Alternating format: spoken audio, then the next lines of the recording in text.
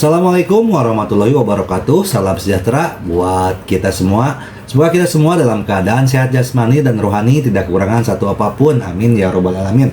Oke, kali ini Mimin akan lanjutkan cerita Lee Fugui-nya atau dokter konyolnya. Tapi seperti biasa, tolong dibantu tekan tombol like dan berkomentar juga Tuan dan Nona. Terima kasih sesudah dan sebelumnya. Oke, kita lanjutkan saja ceritanya. Bab 669-672. Namun, kekuatan pesona biksu tua ini berbeda dengan kekuatan pesona Xiao Rongrong. Kesaktian biksu tua itu mirip dengan mencuci otak orang, membuat orang tidak bisa menahan diri, dibaptis dan dipengaruhi. Terus terang mereka kehilangan kemampuan berpikir mandiri dan hanya naluri yang tersisa. Namun, teknik pesona Xiao Rongrong menyerang nafsu, membuat imajinasi orang berdebar dan pembuluh darahnya kesemutan.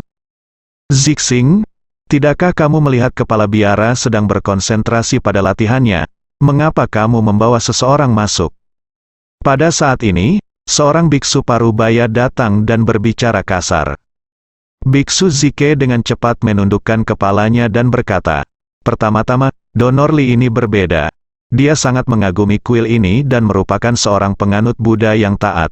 Dia datang ke sini karena reputasinya dan ingin menjadi guru kepala biara. Meski begitu, kuil tersebut memiliki menurut aturan kuil, kamu tidak boleh.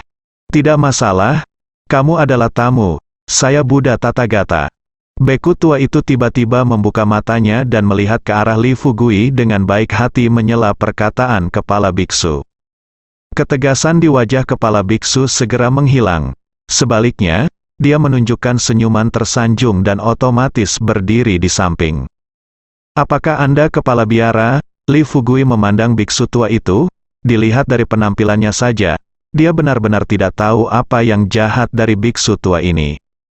Guru kepala biara tersenyum ramah, mengangguk dan berkata, "Amitabha, saya adalah kepala biara kuil Dabei." Biksu tamu berkata dari samping, "Guru kepala biara, Donor Li ini ada di sini untuk menjadi murid. Dia ingin mengikuti guru kepala biara ke pelajari metode untuk naik menuju keabadian." Kepala biara menyipitkan matanya dan berkata, "Saya pikir Donor Li memiliki hubungan yang baik dengan agama Buddha dan memiliki dasar yang baik. Jika Donor Li bersedia, saya dapat membuat pengecualian dan membawanya ke kuil." Biksu yang mengenal tamu itu segera menatap Lee Fugui dengan ekspresi gembira di wajahnya. Dia berkata, "Donor Li, Tuan Kepala Biara sudah setuju. Mengapa kamu tidak berlutut dan menjadi muridmu?" Tentu saja Lee Fugui tidak mau berlutut, tapi yang harus dia keluhkan dengan emosi adalah jika itu orang lain, dia akan tersingkir oleh kue yang jatuh dari langit, dan dia hanya akan berlutut untuk menyembah gurunya. Dan kemudian selangkah demi selangkah, dia akan jatuh, masuk ke dalam perangkap lawan. Lee Fugui segera berkata sambil tersenyum, "Tuan Kepala Biara, saya mendengar bahwa ada banyak sekali orang yang datang ke kuil Dabei untuk menjadi murid setiap tahun. Kebanyakan dari mereka akhirnya menyumbangkan harta keluarga mereka dan menelantarkan istri dan anak-anak mereka. Bisa mungkinkah orang-orang ini ditipu oleh Tuan Kepala Biara? Kewalahan dengan pesonanya, sumber dayanya melarikan diri ke dalam agama Buddha dan mencari apa yang disebut jalan abadi." Begitu ucapan ini keluar, suara nyanyian di istana Daxiong berhenti tiba-tiba, dan suasananya berubah menjadi dingin. Dia menatap Lee Fugui dengan murung. Hanya kepala biara yang menjaga senyumnya tidak berubah dan tetap lembut. Mata Suetu menyipit, dan dia mengambil langkah maju dengan tenang, menjaga posisinya di arah pintu, sehingga dia bisa membawa Lee Fugui keluar dari sini secepat mungkin. Guru kepala biara tersenyum sedikit, menyebut nama Buddha, dan berkata, "Dermawan Li bercanda. Kuil ini tidak pernah memaksa orang percaya untuk melakukan apa yang tidak ingin mereka lakukan, dan semuanya bersifat sukarela." Lee Fugui berkata dengan sinis, "Kalau begitu, apakah ribuan orang yang berlutut di sini secara sukarela?" "Tentu saja." Tuan Kepala Biara tersenyum dan mengangguk. Lee Fugui juga tertawa, dan dia berkata, "Kalau begitu, bagaimana kalau meminta guru Kepala Biara untuk berlutut secara sukarela?" "Berani, saya pikir Anda di sini untuk mencari kesalahan." Sombong, ekspresi Biksu Zike berubah drastis. Dia berpikir bahwa memperkenalkan Li Fugui, seorang pria kaya, ke kuil tidak hanya akan sangat bermanfaat baginya, tetapi yang paling penting, dia juga akan dihargai oleh kepala biara. Tunggu kata-kata Li Fugui. Segera setelah dia mengatakannya, dia sudah tahu bahwa dia telah dibodohi. Li Fugui ini jelas bukan seorang playboy, bahkan lebih mustahil lagi untuk datang memuja Sang Buddha. Orang ini benar-benar lengkap, dia datang untuk menendang Jim untuk membuat masalah. Kepala biara tersenyum seperti angin musim semi di wajahnya, dengan senyumannya, tubuh kepala biara seolah memancarkan lapisan cahaya suci. Sekilas, orang-orang kesurupan dan merasakan kekaguman. Li Fugui terkejut, mengetahui bahwa ini adalah penggunaan kekuatan spiritual yang luar biasa. Dia segera menenggelamkan kesadarannya ke dalam pohon induk roh hitam, untuk memastikan bahwa dia tidak akan terpengaruh. Donor Li ditakdirkan menjadi Buddha, mengapa tidak melarikan diri ke agama Buddha dan mengejar jalan agung? Guru kepala biara berkata perlahan. Pada saat ini, setiap kata dan tindakannya memancarkan godaan yang tak tertahankan. Li Fugui dapat menjamin bahwa meskipun dia adalah seorang pejuang kuno setingkat Ming Jin yang berdiri di sini, dia akan meletakkan senjatanya dan masuk agama Buddha, menjadi orang yang paling beriman dari kepala biara. Namun, sangat disayangkan guru. Ini kepala biara bertemu Li Fugui di aula utama. Ketika para biksu dan samanera lainnya mengira bahwa guru kepala biara tidak pernah gagal, dengan ekspresi lega di wajah mereka, mereka tiba-tiba teringat akan suara keras di luar. Li Fugui memandang guru kepala biara sambil tersenyum, dan tiba-tiba berkata, "Singkirkan rangkaian keterampilan pesona ini. Ini mungkin berguna bagi orang lain, tetapi tidak ada gunanya bagi saya." Murid guru kepala biara menyusut, dan wajahnya tidak lagi memiliki kedamaian seperti sebelumnya. Menatap Li Fugui, dia perlahan bertanya, "Donor Li, siapa kamu?" Li Fugui tidak menyembunyikan identitasnya. Dia tertawa dan berkata, "Tuan Kepala Biara, kuil Dabei Anda juga dibuka di kami kota Qingzhou. Kenapa, kamu bahkan tidak mengenalku?" "Kamu terlalu kasar." Biksu terkemuka tiba-tiba mengulurkan tangannya dan meninju Li Fugui. Li Fugui bahkan tidak melihatnya, tapi menatap lurus ke arah kepala biara di seberangnya. Tepat ketika pukulan biksu pertama hendak mengenai Li Fugui, tiba-tiba tubuh biksu pertama membeku, lalu dia berteriak dan terbang mundur. Tuan pertama," beberapa biksu muda berseru dan bergegas mendekat, hanya untuk melihat bahwa kepala sekolah sudah pucat dan pingsan. Guru kepala biara memperhatikan Suetu yang berdiri di belakang Li Fugui, yang tidak bergerak dari awal hingga akhir. Orang-orang lainnya tidak tahu apa yang terjadi sekarang, tetapi sebagai kepala biara di alam bawaan, mereka dapat melihat dengan jelas bahwa Suetu lah yang menembak. Dari sambaran petir Suetu, kepala biara secara alami dapat melihat bahwa kekuatan Suetu sama dengan miliknya, telah mencapai alam bawaan. Suetu menatap kepala biara dengan dingin, tapi tidak berkata apa-apa. Kepala biara menunjukkan ekspresi ketakutan di matanya, lalu menoleh untuk melihat Li Fugui, memutar manik-manik Buddha di tangannya, dan berkata dengan nada lembut, "Donor Li, kami berdua dari dunia seni bela diri kuno. Ada apa dengan Donor Li? Anda sebaiknya memberitahu saya tujuannya. Jika saya dapat membantu, saya bersedia membantu." Li Fugui melirik biksu lainnya dengan ekspresi santai. Aula utama dibangun dengan megah, dan patung Buddha besar di tengahnya berbadan emas. Ada puluhan biksu berdiri di kedua sisi, totalnya lebih dari 100. Lebih dari 100 biksu ini semuanya adalah pejuang kuno.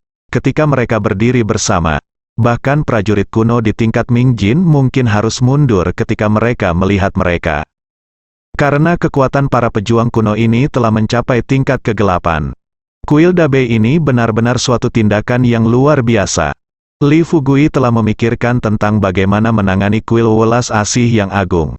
Ketika dia melihat kepala biara mengambil inisiatif untuk berbicara, dia tersenyum dan berkata, "Guru, mohon bubarkan kuil welas asih yang agung.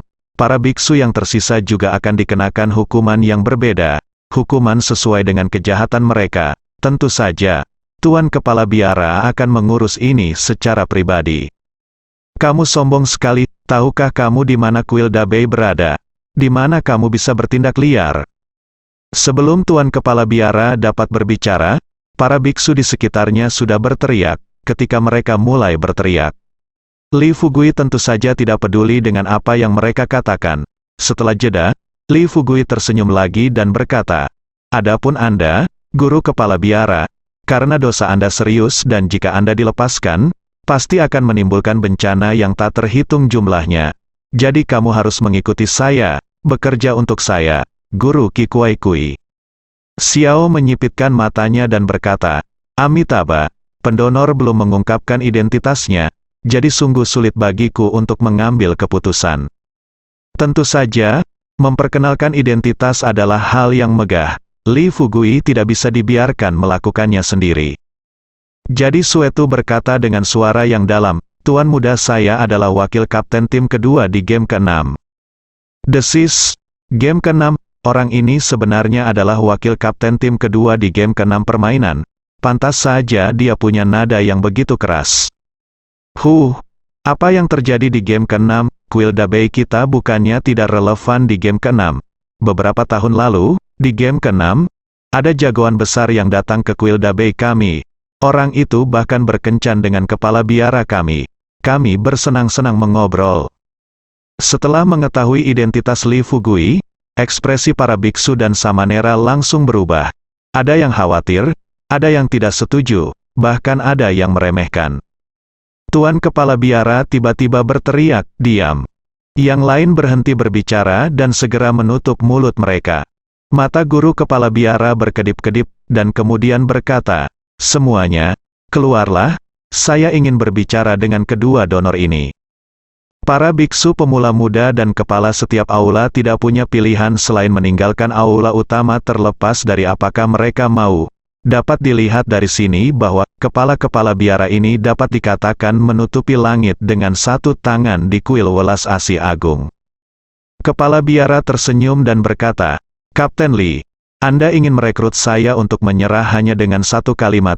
Ini tidak mungkin, apalagi Anda, bahkan jika orang-orang dari markas Biro ke-6 datang, itu tidak mungkin. Lao Men juga punya akarnya." "Oh." Li Fugui berkata dengan penuh minat, "Saya ingin tahu dari sekte mana Guru Fangzang berasal." Guru Fangzang berkata dengan mata acuh tak acuh, "Saya berasal dari sekte King Sui. Saya ingin tahu apakah Kapten Li pernah mendengarnya." Sekte King Sui, Li Fugui tersenyum, mengangguk dan berkata, "Saya tidak hanya pernah mendengarnya, saya juga mengenal dua tetua dari sekte King Sui." Kepala biara tiba-tiba tersenyum dan berkata dengan cepat, "Dalam hal ini, masalahnya adalah ini mudah ditangani. Tolong tunjukkan rasa hormat Anda kepada Kapten Li. Itu adalah kesalahan saya di kuil Dabei sebelumnya. Saya dapat meminta maaf kepada Kapten Li. Di masa depan, kami di kuil Dabei pasti tidak akan mengurangi rasa berbakti yang seharusnya diberikan kepada tim kedua." Mata Li Fugui tiba-tiba menjadi aneh. Berdiri, tak sedikit orang yang ingin menyuapnya. Tapi ini pertama kalinya dia melihat biksu itu menyuap. Li Fugui berkata sambil bercanda, "Berapa banyak manfaat yang dapat Anda berikan ke kuil welas Asi Agung?" Kepala biara berkata dengan bangga, "Kapten Li tidak tahu apa-apa. Saya seorang alkemis. Kami tidak memiliki apapun di kuil welas Asi. Spiritual cairan masih ada cukup banyak, dan Anda dapat memberikan lebih dari 10 cairan roh kepada tim kedua setiap bulan. Saya ingin tahu apakah Kapten Li puas." Suetu yang berdiri di belakang Li Fugui mau tidak mau melihat ke arah kepala biara ketika dia mendengar kalimat ini. Meminta cairan psikis di depan seseorang seperti Li Fugui yang bahkan bisa menjual cairan psikis bawaan secara grosir. Bukankah itu memalukan bagi dirinya sendiri? Benar saja. Li Fugui segera menggelengkan kepalanya dan berkata, "Hanya ada selusin botol cairan spiritual. Yang mana terlalu sedikit. Yang pertama adalah menyetujui persyaratan barusan, dan yang lainnya adalah merobohkan kuil Dabei sendiri. Ngomong-ngomong, saya telah membantai salah satu dari dua tetua sekte King Sui yang disebutkan sebelumnya." Tuan Kepala Biara pupilnya sedikit menyusut, dan wajahnya berubah secara dramatis. "Ini tidak mungkin. Li Fugui berkata dengan tidak sabar, ini tidak mungkin. Baiklah, kamu dapat menjawab pertanyaanku sekarang, dan tentukan pilihanmu. Tuan Kepala Biara, dia menghela nafas dan menutup matanya. Saat berikutnya, Kepala Biara tiba-tiba menggunakan tangan kanannya yang seperti hantu untuk menyerang dada Li Fugui dengan serangan diam-diam. Pukulan ini secepat guntur, dan itu benar-benar tidak bisa dihindari. Namun, Li Fugui tidak berniat menghindarinya, dia hanya mencibir, lalu mengulurkan tangannya dan menyentuh telapak tangan Kepala Biara.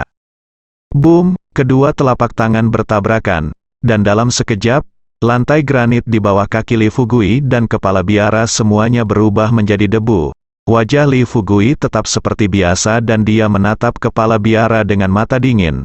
Wajah Tuan Kepala Biara berubah drastis. Dia menatap Li Fugui dengan heran, dan berteriak, "Tidak mungkin. Bagaimana kamu bisa baik-baik saja? Masih banyak hal yang menurutmu tidak mungkin." Li Fugui berbicara dengan main-main, dan kemudian kilatan cahaya merah muncul di matanya, dan seluruh tubuhnya memasuki keadaan fusi yang aneh dengan pohon induk roh hitam. Kemudian, tangan kanan Li Fugui yang terhubung dengan Kepala Biara terpancar ada yang aneh kekuatan hisap. Tidak bagus, sebagai pembangkit tenaga listrik sejati di tingkat bawaan, Tuan Fang Zhang juga segera merasakan sesuatu. Ekspresinya berubah lagi, dan tidak ada lagi rasa belas kasih sebelumnya. Kemudian Tuan Fang Zhang hendak menarik tangan kanannya, tapi ini juga terlambat. Benang sutra hitam yang lebih tipis dari rambut telah terjalin erat di kedua telapak tangan. Setelah beberapa saat, Kepala Biara merasa 10% energi batin di tubuhnya telah tersedot. 1. Kecepatan melahap ini sungguh menakutkan. Kepala Biara memandang Li Fugui dengan kilatan ketakutan di matanya. Dan dia berteriak, "Orang lain mengira saya monster. Tapi menurut saya kamu adalah monster yang sebenarnya."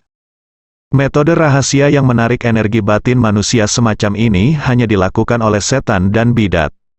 Li Fugui menutup telinga terhadap kata-kata ini, tetapi jiwanya terkejut, wajahnya memerah, dan auranya juga sedikit meningkat. Kuat secara bawaan, masing-masing merupakan tonik yang hebat. Li Fugui bahkan punya ide sekarang, yaitu menyedot Kepala Biara ini hingga dewasa. Itu seperti memperlakukan sesepuh lain dari sekte King Sui. Namun, Li Fugui juga tahu bahwa jika hal seperti itu meningkat, dia akan lepas kendali, dan karakternya akan terdistorsi pada saat itu. Jadi Li Fugui menahan dorongan ini dengan tiba-tiba, menatap guru Kepala Biara dan berteriak, "Dua pilihan yang saya berikan kamu baru saja. Sebaiknya kamu segera mengambil keputusan. Jika tidak, kamu tidak perlu mengambil keputusan." Tuan Kepala Biara secara alami memahami apa arti kalimat terakhir Li Fugui. Dan jika dia tidak menjawab, dia mungkin akan dibunuh oleh Li Fugui, tiriskan secara menyeluruh, dan tidak masalah apakah dia setuju atau tidak ketika saatnya tiba. Untuk mengatakan bahwa pada saat ini, hati Kepala Biara juga sangat sedih. Semua basis budidayanya terkonsentrasi pada keterampilan pesona. Namun, yang ditemui guru Kepala Biara adalah orang mesum seperti Li Fugui. Kekuatan spiritual dari pohon induk roh hitam, yang seperti danau kecil, bukanlah sesuatu yang bisa dia goyangkan sama sekali. Jadi metode rahasianya sama konyolnya dengan ilmu pengetahuan anak-anak di depan Li Fugui. Ini berarti Kepala Biara, dengan tangan terikat di depan Li Fugui, menghapuskan teknik rahasia terkuat segera setelah dia bertemu dengannya, dan hanya bisa menggunakan kekerasan untuk melawan Li Fugui. Jika pesonanya berguna, jika Li Fugui tidak bergabung dengan pohon induk Black Spirit, mustahil bagi Li Fugui untuk menaklukkan Kepala Biara ini dengan mudah. Saya menyerah, Tuan Kepala Biara tidak berdaya saat ini. Apakah dia masih punya pilihan? Jadi dia hanya bisa setuju untuk menyerah. Li Fugui tidak melepaskannya, tapi berkata sambil tersenyum, "Apa katamu? Aku tidak mendengarnya. Jadi tolong bicara lebih keras." Tuan Kepala Biara hanya bisa mengulanginya sekali, suaranya meninggi. Li Fugui terus berbicara omong kosong, dan dia berkata sambil tersenyum, "Jika kamu setuju sebelumnya, ini akan berakhir." Tuan Fang Zhang sudah sangat tua, dan dia akan menangis. Saat ini, dia hanya bisa memohon dan berkata, "Kapten Li, Tolong lepaskan tangan, jika kamu terus menghisapnya, aku khawatir itu akan sangat merusak vitalitasmu. Jangan khawatir, kamu akan menjadi kapten tim ini mulai sekarang, dan ini ketua tim enggan melepaskanmu. Li Fugui berkata sambil tersenyum. Apa yang dia katakan itu benar, tidak terlalu berlebihan. Kepala biara ini juga merupakan orang yang kuat di tingkat bawaan. Orang kuat seperti ini secara alami sangat penting bagi Li Fugui sekarang. Kedua, hal-hal yang dilakukan Master Abbot bisa besar atau kecil. Terus terang Master Abbot hanya menggunakan keahlian pesonanya untuk memikat hati orang dan merampas harta benda orang. Meskipun cara dan cara ini tidak tahu malu dan menjijikkan, selama tidak membunuh siapapun, hal itu bukannya tidak bisa diterima. Yang terpenting, dalam pandangan Li Fugui, akan terlalu sia-sia jika membunuh biksu tua itu secara langsung. Lebih baik membiarkan lelaki tua itu melakukan perbuatan baik untuk menebus dosa-dosanya dan memberi manfaat bagi masyarakat. Memikirkan hal ini, Li Fugui merasa kekuatan batin pihak lain telah diserap olehnya. Jadi dia melepaskan benang sutra hitam itu, lalu melepaskan tangannya.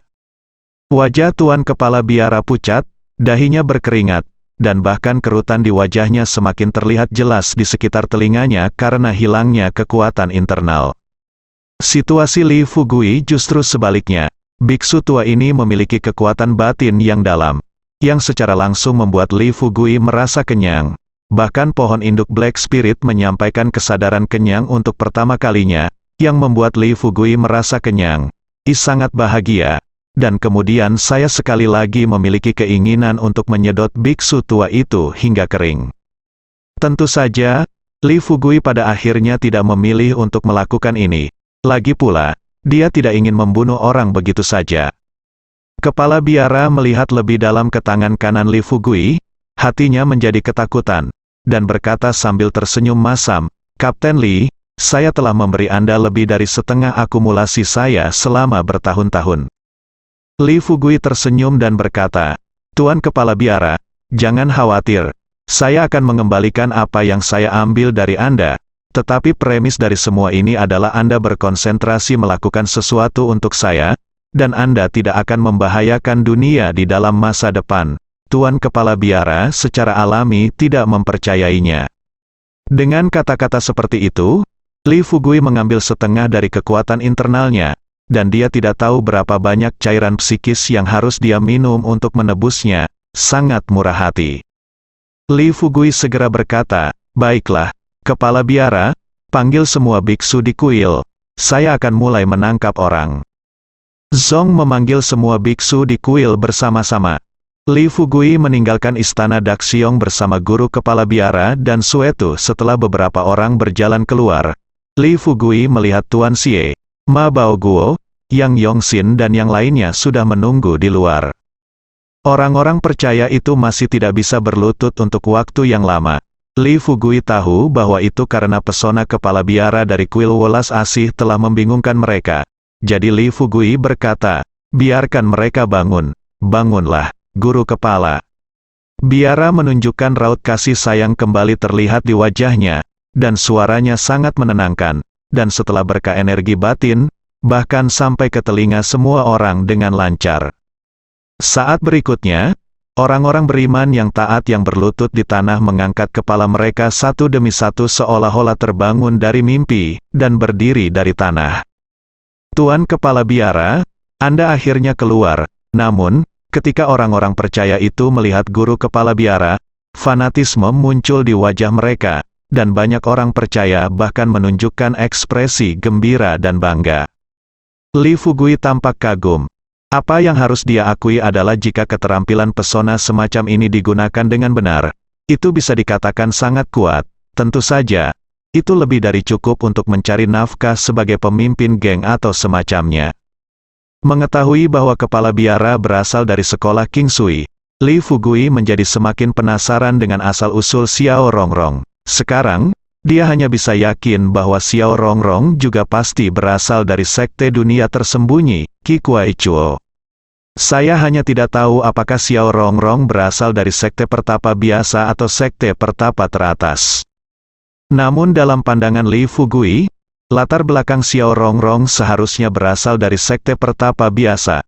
Lagi pula jika Xiao Rongrong berasal dari sekte pertapa papan atas, mustahil baginya untuk mengenal Xiao Rongrong sebelumnya. Guru kepala biara tampak tenang dan lembut, dan tersenyum untuk membiarkan orang-orang percaya ini bubar. Tetapi orang-orang percaya tidak mengatakan apa-apa, dan menganggap perkataan guru kepala biara sebagai dekrit kekaisaran. Kemudian terjadilah pemandangan ajaib, orang-orang beriman berbaris satu persatu dan berjalan menuruni gunung. Li Fugui segera merasa bahwa merekrut biksu tua ini di bawah komandonya adalah pilihan yang bijaksana, membunuh 2 burung dengan 1 batu. Di sisinya, kepala biara secara alami tidak akan dapat menyakiti orang biasa lagi.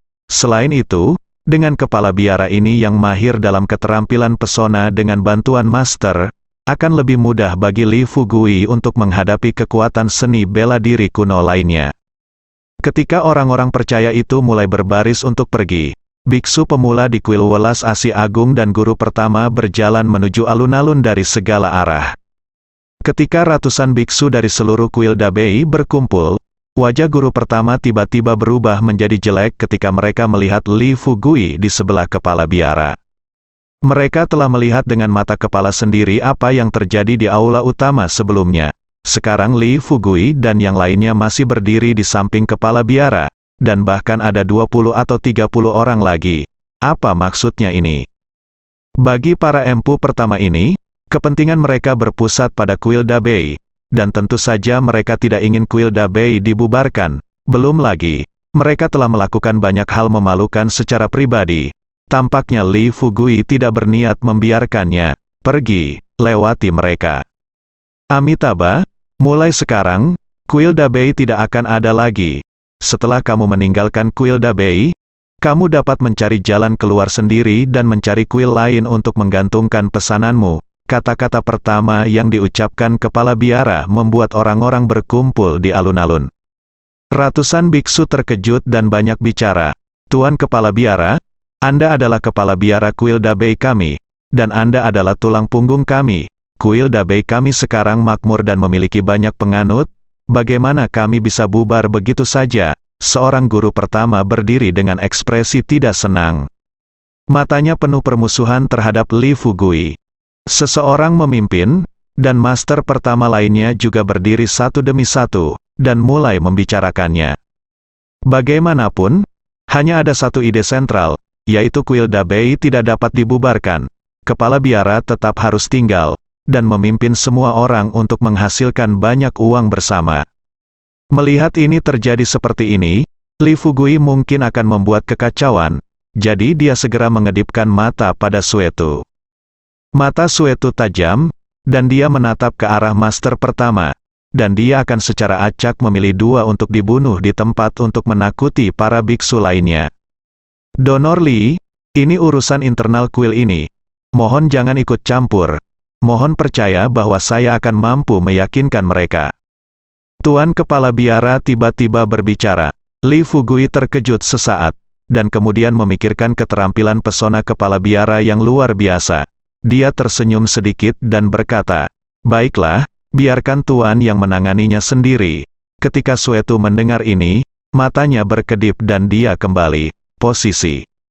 Semula, Amitabha, guru kepala biara mengucapkan nama Sang Buddha, dengan wajah ramah dan mata penuh kasih sayang terhadap orang-orang beriman di bawah. Lalu perlahan-lahan dia berkata, "Semuanya, mohon bubar." Baik, guru kepala biara. Ratusan biksu yang terlihat marah dan berbicara tentang satu sama lain menjadi gila mendengar kata-kata kepala biara.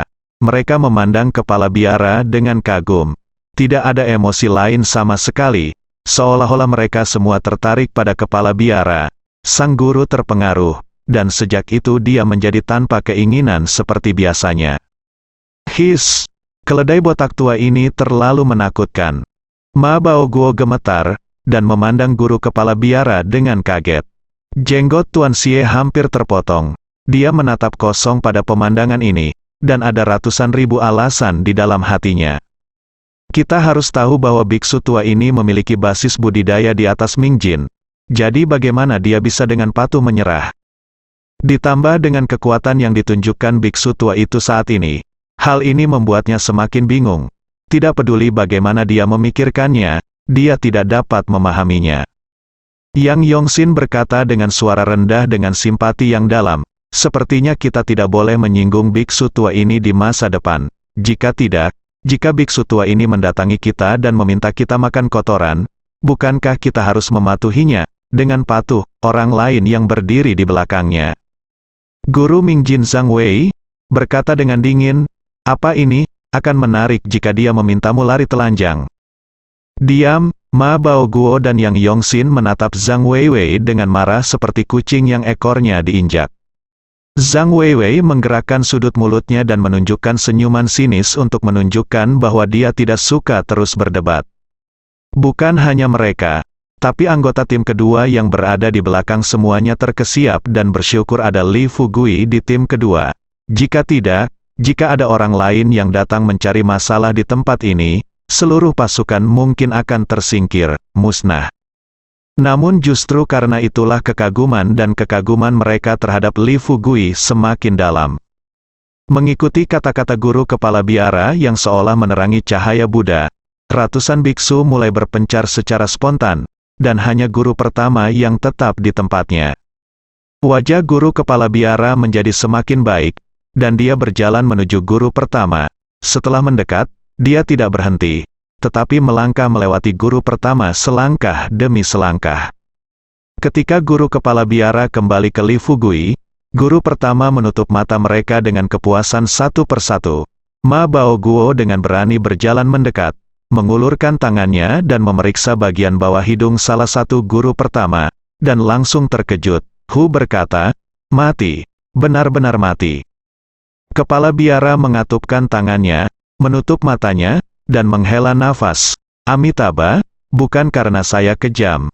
Sebenarnya, saya harus memikul tanggung jawab utama mengapa kuil welas asih sampai seperti ini. Tapi mereka juga harus disalahkan. Jika mereka dibiarkan pergi, mereka pasti akan merugikan seluruh pihak di masa depan. Li Fugui tertawa dan berkata dengan kagum, Tuan Kepala Biara membersihkan rumah dan tegar berpikiran. Dia benar-benar teladan bagi kita.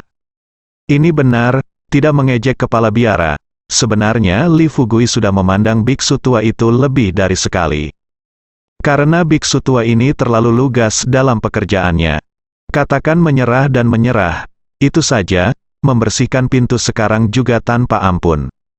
Dengan pengecualian seperti itu, ditambah dengan keterampilan pesonanya yang ajaib, tidak mengherankan jika biksu tua ini mampu membuat kuil welas asih lebih besar dan kuat, dan bahkan mengubahnya menjadi dojo pemujaan. Li Fugui merenung sejenak, lalu tersenyum dan berkata, Tuan Kepala Biara, selama Anda tidak berubah pikiran di masa depan, saya berjanji akan membangunkan Anda kuil yang lebih besar. Kepala biara sangat gembira ketika mendengar kata-kata itu. Dan bertanya pada tangan Li Fugui, kata-kata Kapten Li serius. Li Fugui berkata sambil tersenyum, Tuan Kepala Biara, saya, Li Fugui, tidak akan pernah mengingkari janji saya dan tidak pernah memperlakukan bangsa saya sendiri dengan buruk. Tuan Kepala Biara berkata dengan sambil tersenyum. Kalau begitu aku akan ikut Kapten Li yang kacau. Ngomong-ngomong, Kapten Li tidak perlu memanggilku Kepala Biara lagi. Aku dipanggil Jie Chai, dan Kapten Li cukup memanggilku Jie Chai. Bersambung.